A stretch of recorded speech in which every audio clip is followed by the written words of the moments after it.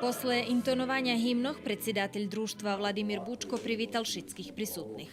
Chlopsko-ženska židlova grupa pod rukovodstvom Eufemii Plankož odšpivala daskeljo špivanki, a na koncu prikazani film Operacija Visla, kotri znjati na osnovi pravdive akciji. Slovo o vyseľovanju Rusínov zo Zlemkoviny do vojvodstva Wrocław. Tedy 30 000 našich ľudí presedené, nasilno presedené, vojska ich prehaňala a všetko sa robilo po direktívi od Stalina, odnosno po direktívi Varšavského pakta. Na programi bola prisutná i direktorka filmského festivala Rusin Film Fest Sanja Tirkajlo a spred Nacionalného sovitu Rusnácoch Željko Kovač, kotri hvaral, že čečúci rok vážny pre vyberánky za členoh Nacionalného sovitu. Kastujem na hodu všetkých Rusnácoch.